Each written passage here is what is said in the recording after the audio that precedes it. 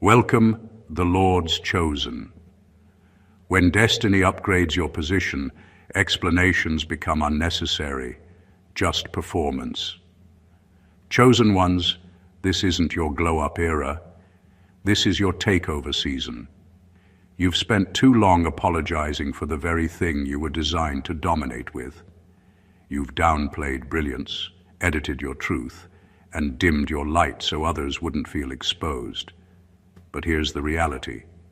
When God hardwired greatness into your DNA, He didn't install an apology button. Fact, psychologists have found that people with a strong sense of purpose trigger the same neurological responses as those experiencing euphoria, meaning walking in your calling literally rewires your brain for power. So when they say, "You've changed," they're right. You've become chemically incompatible with mediocrity. You were built for this life, not the filtered one they pretend to live online, but the kind that demands pressure, precision, and purpose. You didn't survive all those silent wars just to sit politely at tables you were meant to redesign. You're not a guest here. You're the blueprint, the architect, the system update they didn't know they needed but can't function without. And let's be honest, the way you're taking over isn't even aggressive. You're just existing loudly in a world that was used to your silence. You're not power hungry, you're purpose hungry. And when purpose eats, fear starves. So no more, "I'm sorry for being too much." No more, "I didn't mean to outshine." You did mean to, because this was never about being liked. It was about being legendary. This is your time, your territory, your takeover. And you owe no one an explanation for it. Number one, you were never competing. You were confirming. You were never in competition with anyone. That was the illusion the world sold you. The chosen ones don't fight to prove worth. They move to confirm what's already theirs. While others are chasing trophies, you're simply stepping into timelines that were designed with your name on them. Every time you rise, it's not proof of superiority. It's evidence of prophecy unfolding. That's why envy surrounds your success, not because you're doing too much, but because your elevation feels effortless. They're measuring effort. You're manifesting alignment. Competition is what happens when people operate without clarity. They fight for visibility because they don't know identity. But you've always known deep down that you were meant to stand out, not to stand against. You're not on the racetrack with them. You're on your own route, and that frustrates those who expected you to follow their map. The truth is, they can't understand how you're winning without the usual formula. No crowd, no applause, no validation, just quiet precision. But that's because your lane was never public property. When you stopped trying to compete, life started to align. Doors opened because your energy stopped begging and started belonging. You moved from trying to prove to showing what's true. That's the shift that terrifies people. When you no longer chase approval but command it through authenticity, you're not outpacing them, you're outgrowing them. The more you evolve, the less you even see them in your rear view. Not because you're arrogant, but because you've realized comparison is the thief of clarity.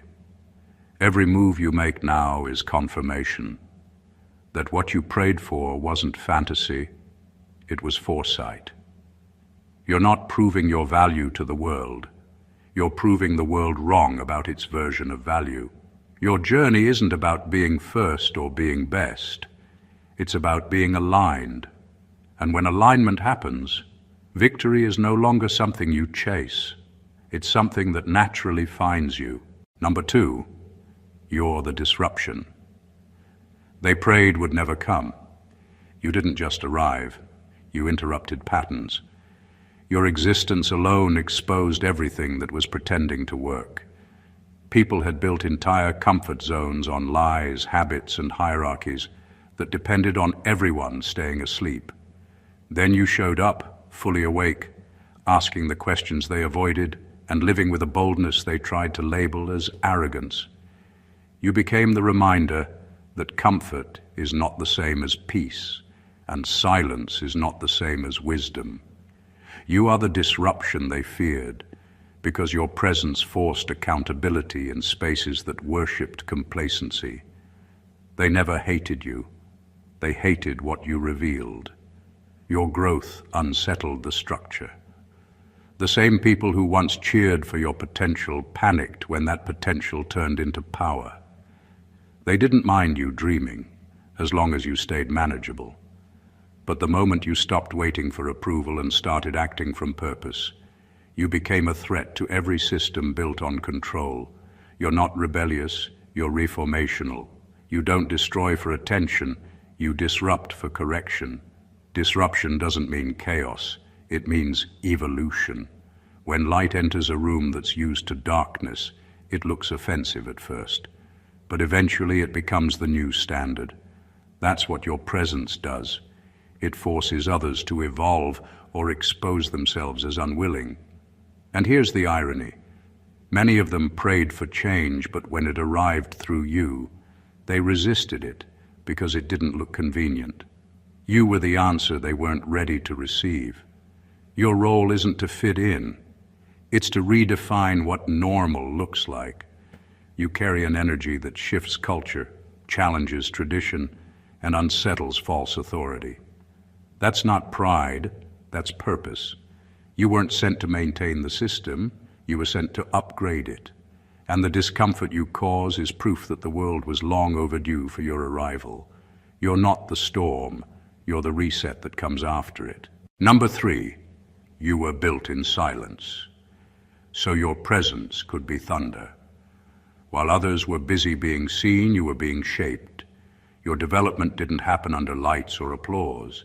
It happened in the quiet, uncomfortable places where no one was clapping and no one understood. That silence wasn't punishment. It was construction. It was where you learned to rely on discernment instead of direction, faith instead of feedback. The chosen ones don't get the luxury of being noticed early. They get the privilege of being refined privately, so that when they finally appear, their impact speaks before they do. People often mistake silence for inactivity, but they never realize that real power grows out of sight. You weren't absent, you were incubating. Every delay was a layer of strength. Every hidden season was God stretching your capacity. So when your time came, your presence didn't just enter the room, it shifted it. That's why when you move now, it feels like thunder. You didn't make noise for attention. You became the sound of fulfillment. The world has grown used to loud ambition and shallow confidence. That's why your quiet rise confuses people. You're not chasing clout, you're carrying command. You don't talk about what you'll do, you just do it, and the results echo louder than any announcement could. Those who underestimated your silence are now struggling to process your volume. Because when something has been built in private with patience, wisdom, and resilience, it doesn't need an introduction, it needs space. You are living proof that unseen seasons are not wasted seasons. They're divine training grounds. You learned in the shadows what others will have to learn under pressure, and that's why your success doesn't shake you. It fits you. You didn't stumble into this, you were sculpted for it. Your silence wasn't weakness, it was strategy. And now, the thunder they hear isn't noise. It's the sound of purpose finally taking its rightful place. Number 4, leadership isn't permission, it's possession. Real leadership doesn't start when people vote for you. It starts when life anoints you. You don't lead because they chose you. You lead because destiny already marked you. True authority doesn't come from titles, approval, or hierarchy. It comes from ownership. You don't need permission to step into what's yours. You only need to recognize that you've already been carrying what others are still trying to qualify for. Leadership isn't about being in charge. It's about being in alignment with what you were born to do. The reason you lead differently is because you never had the luxury of being told you were ready. You learned on the move. You didn't climb ladders, you built them. Every mistake taught you stewardship, every setback taught you strategy, and every rejection taught you resilience. That's why your authority doesn't sound like pride. It sounds like peace. Because when you truly possess something, you don't have to prove it. It simply flows through you. People who misunderstand purpose think leadership is granted by consensus. But chosen ones know leadership is claimed through obedience. When you follow your calling long enough, you automatically rise to the top of environments that once tried to silence you. The same people who ignored your voice eventually start echoing your words. That's not coincidence. That's possession. It's what happens when you move from waiting for approval to walking in divine assignment. You were never meant to ask, "Am I ready?" You were meant to realize you already are. The world will always hesitate to crown someone who refuses to conform, but that's exactly what makes you qualified. You don't lead to be followed. You lead to awaken others. And when destiny claims you, you can't go back to being ordinary. Because you're not holding leadership anymore. Leadership is holding you. Number 5. The spotlight isn't a reward, it's an obligation. Being seen was never about vanity. It was about responsibility. You weren't designed to stay small just to make others comfortable. The spotlight isn't something you earn after proving yourself. It's something you step into because your purpose demands it. You don't chase visibility to feed your ego. You embrace it to fulfill your assignment. The world can't benefit from what you hide, and your silence doesn't make you holy. It makes you unavailable to the very people you were sent to impact. Chosen ones often confuse humility with invisibility. They think staying quiet protects their purity, but in truth, it restricts their purpose. You can't inspire from the shadows. Playing small doesn't honor God. It insults the greatness He placed in you. When you were given gifts, it wasn't just to feel special. It was to serve as a solution. That means being seen isn't a luxury. It's a requirement. Visibility is how your calling finds its audience. The spotlight was never meant to glorify you. It was meant to amplify the message that flows through you. You're not standing there to be admired. You're standing there to awaken others. You're the evidence that obedience leads to influence. And influence, when used correctly, doesn't inflate pride. It ignites purpose. The light is not yours to hide under comfort or fear. It's yours to carry even when it burns. There will always be people who misinterpret your confidence as arrogance, but that's because they've never seen conviction lived out loud. Don't apologize for your visibility. Steward it. You're not trying to be famous. You're trying to be faithful. The spotlight doesn't mean you've arrived. It means you've accepted your assignment. And when the chosen ones finally step forward, the world doesn't just see them. It sees what obedience looks like when it refuses to stay hidden. Number 6, you were built with a different material. There's a reason you don't collapse when life gets heavy. You weren't shaped in comfort. You were forged in fire. While others were being molded by convenience, you were being strengthened by conflict. Every storm that tried to break you only revealed what you were truly made of. You didn't become strong by choice. You became strong by necessity. Pain didn't destroy you. It refined you until what was left wasn't weakness, but endurance. The chosen ones are built differently because their blueprint includes resistance. You learned early that not everyone could carry what you carry, and that's not arrogance. It's awareness. Pressure exposes composition. When life squeezed others, they cracked because they were made of what felt good, not what could last. But you were constructed from lessons, loss, and persistence. That's why your silence is steady and your presence unshakable. You've survived things that don't make sense to anyone else, and yet you keep moving with grace. What others call too much is simply the weight you were designed to handle. You don't crumble under criticism or rejection because you stop needing applause to stay motivated. Your resilience comes from experience, not encouragement. The same fires that made them fearful taught you focus. You've endured isolation, betrayal, and pressure that would have dismantled most people, yet you came out more grounded, more certain, more aware of who you are. You were never fragile. You were foundational. That's why people rely on your strength but rarely understand it. They see the calm but not the construction. They don't know how many versions of you had to fall apart so that this one could stand firm. You weren't built to fit in. You were built to withstand. And when life tests your structure again, remember this: what breaks others only reminds you of the quality of your design. Number 7, you're not rising, you're remembering. What feels like elevation to others feels like recognition to you. You're not becoming someone new. You're returning to who you've always been beneath the noise, doubt, and conditioning. The chosen ones don't discover greatness. They remember it. That's why certain breakthroughs feel less like surprise and more like confirmation. It's not pride. It's déjà vu. Your soul has walked this road before, and every step you take now is simply catching up to what's already been written about you. You were born with a knowing that never fit into logic. You've always sensed there was more, not because you were chasing superiority, but because you could feel the misalignment of playing small. The world tried to convince you that confidence was arrogance and that humility meant hiding. But remembering who you are isn't arrogance.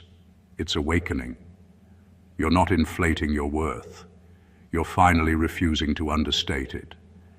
Every time life stripped something away, it wasn't robbing you. It was revealing you. Each setback removed another layer of illusion until what remained was pure identity. That's why you can now move with quiet certainty instead of loud ambition. You're not trying to prove anymore. You're walking in remembrance. When others see progress, you see return. And that's the difference between the chosen and the conditioned. The chosen don't climb ladders. They reclaim levels. Every door that opens feels oddly familiar because your spirit already owned the room long before your feet got there. That's why your peace deepens, even as your influence grows. You're not intimidated by success because it doesn't feel foreign. It feels like home. You're not rising. You're remembering. You're recalling the strength, wisdom, and authority that was always part of your design. And once remembrance turns into awareness, there's no going back to pretending you're ordinary. The world calls it evolution. Heaven calls it recognition. Number 8, every attack was a curriculum. You didn't just go through pain, you learned from it. Every attack, every betrayal, every misunderstanding became a lesson that shaped your mastery. While others were busy complaining about what went wrong, you were quietly collecting data. You were studying human behavior, patterns, intentions, and energy. You were learning what words couldn't teach, how to see through deception, how to protect peace, how to rebuild without bitterness.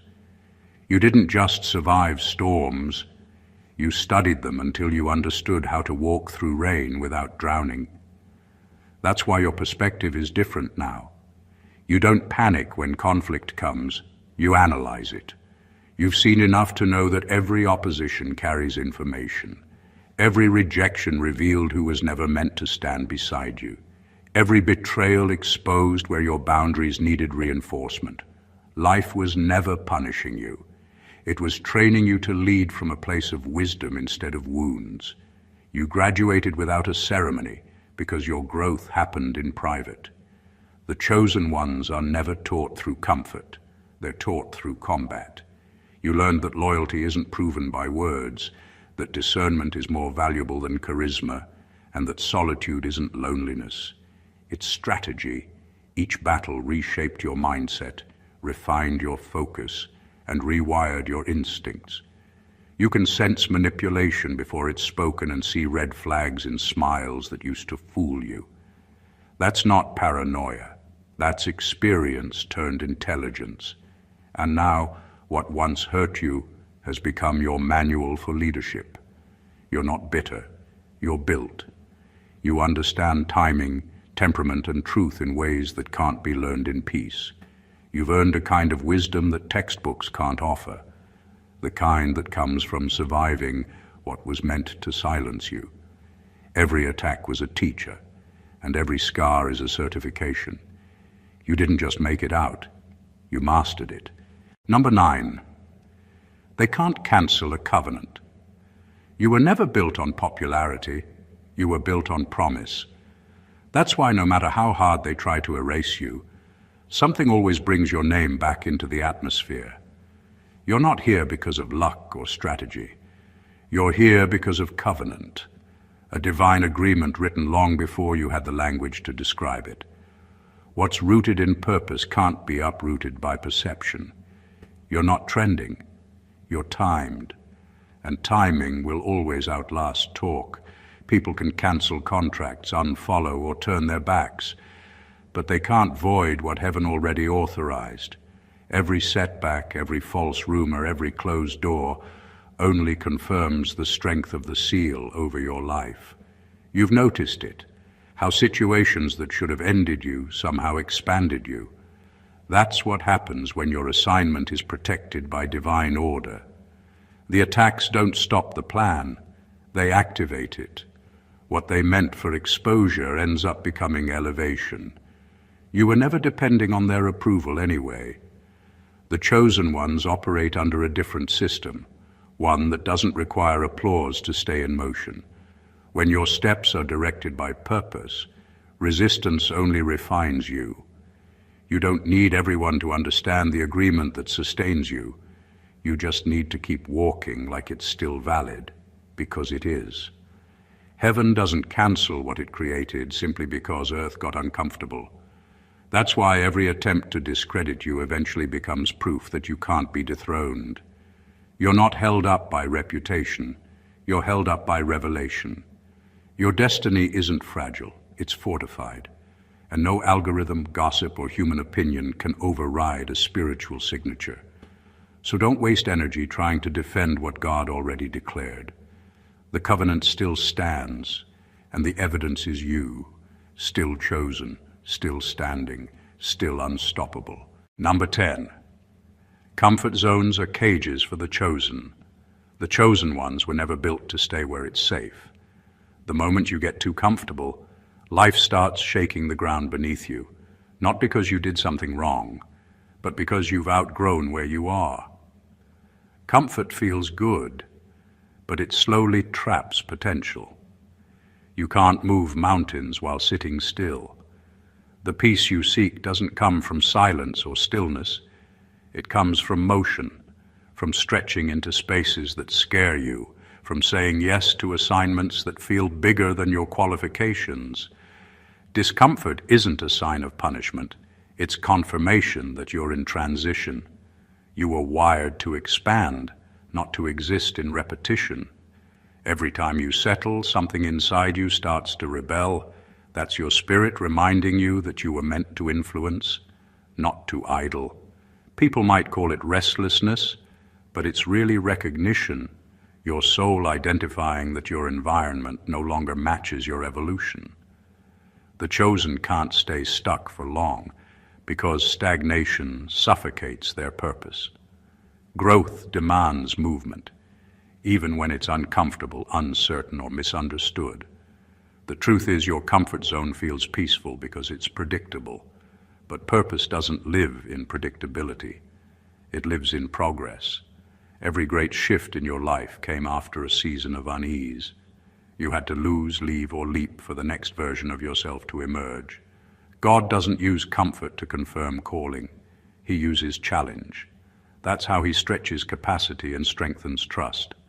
So when life starts shaking, stop trying to hold everything still.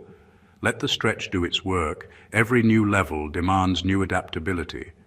The discomfort you feel isn't chaos. It's calibration. You're being adjusted to carry more. The chosen can't grow inside cages. even if those cages feel cozy. You weren't built for comfort. You were built for conquest. And every time you move beyond what feels safe, you prove that obedience is greater than ease. Number 11. You don't take over by force. You take over by frequency. True power doesn't scream for attention. It shifts the atmosphere. You don't need to fight for space when your energy already commands it. The chosen ones move differently. They don't rely on aggression or intimidation to be felt. They operate on frequency, an inner vibration of purpose, clarity, and authority that speaks louder than volume ever could. You don't dominate by control, you dominate by alignment. When your character, spirit, and focus are tuned to purpose, everything around you adjusts without confrontation. That's why your presence changes rooms even before you say a word. It's not arrogance, it's resonance. You've cultivated discipline, consistency, and depth in silence, and now those frequencies radiate naturally. People sense the difference because energy never lies. It's the quiet confidence of someone who no longer needs validation to confirm power. You're not trying to prove dominance. You're embodying it. That's what separates influence from authority. One demands attention, the other attracts it effortlessly. You've learned that force creates resistance, but frequency creates recognition. You don't need to argue for your place when your vibration already signals ownership. Every goal you've achieved, every battle you've won, was less about pushing harder and more about aligning deeper. When your actions, words, and intentions move in harmony, the universe cooperates with your rhythm. That's what real takeover looks like. Not forcing doors open, but walking through the ones that swing wide because your energy matches their key. Power isn't noise, it's presence. It's the stillness that unsettles mediocrity and the calm that carries certainty. When you operate from frequency, you don't have to chase opportunities. You attract them. You don't have to convince anyone. Your consistency does the speaking. The chosen don't overpower, they overtone. And when your frequency is pure, even silence becomes influence. Number 12. The system feared you before it knew you. You were marked as a threat long before you had a platform. The resistance you faced wasn't random. It was recognition. The system could sense your frequency before you ever made a move. It saw your pattern, your potential, your inevitable rise, and reacted with defense mechanisms disguised as rejection. Every closed door wasn't personal, it was protective. Not of you, but of them. Your very existence exposes imbalance, and that's why systems built on illusion move to block you before you can even speak. They felt something different about you, the way you think, the way you question, the way you refuse to blend. Institutions, industries, even individuals are wired to preserve order, and your authenticity threatens that order. You were never meant to fit into their structure. You were sent to reveal its cracks. So when opportunities missed you or rooms didn't open, it wasn't failure. It was confirmation that your influence couldn't be contained there. You're not supposed to enter through the front door. You're supposed to redesign the whole building. Heaven's favor often looks like earthly resistance. When you're chosen, opposition doesn't come because you're weak. It comes because you're inevitable. The system's early rejection was simply proof that it sensed what was coming. It's a spiritual law. Anything not built to handle truth will try to silence it. But the more they tried to suppress you, the more your identity solidified. Pressure only sharpened your edge. Delay only built your depth. They feared you before they knew you because destiny gives off a signal that can't be disguised. Your energy disrupts false hierarchies and exposes shallow authority. That's why you were isolated, because power recognizes power, even in potential form. The system's resistance wasn't your failure, it was its confession. It knew you were coming to rewrite the rules, not obey them. And that's exactly how heaven confirms threat level, through early opposition to inevitable purpose. Number 13. You're not a replacement. You're the reset. You weren't sent to fill someone else's shoes. You were sent to redesign the entire path. You don't continue what's been done. You correct what's been normalized. The chosen ones are not substitutes for the old system. They are the reboot. You came to end cycles, not extend them. That's why life has never allowed you to fit neatly into tradition. You weren't meant to maintain what's broken. You were meant to rebuild it from the ground up with truth, integrity, and clarity as your foundation. You don't inherit dysfunction. You interrupt it. Where others saw legacy, you saw limitation. You realize that not everything handed down is worth holding on to. The world keeps repeating patterns because most people mistake inheritance for instruction. But you saw through that. You understood that repetition without revelation keeps people bound. That's why your journey feels heavier. You're carrying the responsibility of realignment. You're not just making progress for yourself, you're resetting the blueprint for everyone connected to you. Being the reset means losing comfort but gaining clarity. It means walking away from systems that praise tradition but punish transformation. It means being misunderstood by those who worship what you were sent to replace. You don't dismantle things out of rebellion. You do it out of reverence for truth. You understand that some structures have to fall for authenticity to rise. And while others are busy preserving appearances, you're busy birthing accuracy. You're not the next version. You're the new standard. What ended with others begins again through you. The lineage, the mindset, the environment, all of it gets rewritten under your leadership. You were never meant to repeat history. You were meant to reset it. And that's why your presence doesn't just change the atmosphere, it changes the architecture. You're not continuing the story. You're starting a new chapter where truth finally takes its rightful place. Number 14, dominion is your default. You were never meant to tiptoe through life as if greatness was borrowed. Dominion has always been your natural state. You don't have to apologize for thriving, for leading, for winning. You were built to. When God stamped your identity, He didn't create you to survive systems. He created you to govern them. That's why you've always felt uncomfortable shrinking yourself, because every time you do, you're working against your original design. You weren't made to blend in with average. You were made to bring alignment where chaos once ruled. Taking over doesn't make you arrogant. It makes you obedient. Dominion isn't about ego. It's about execution. It's the restoration of divine order through your hands, your vision, your presence. The chosen ones don't crave control. They carry correction. You're not here to rule people. You're here to rule the atmosphere, to bring clarity where confusion reigned, to introduce excellence in places that tolerated mediocrity. Your success is not a threat to humility. It's a statement that obedience works. People who misunderstand purpose will try to guilt you into playing small as if peace and power can't coexist. But true peace is born from proper positioning. When you operate in your authority, everything around you finds balance. You're not thriving because of luck. You're thriving because you're finally walking in your rightful rhythm. Dominion is not about having everything. It's about mastering what's yours. You don't have to prove that you belong at the table. The table exists because of your presence. Every space you enter elevates simply because you bring order to it. You don't need to compete for authority. You are authority.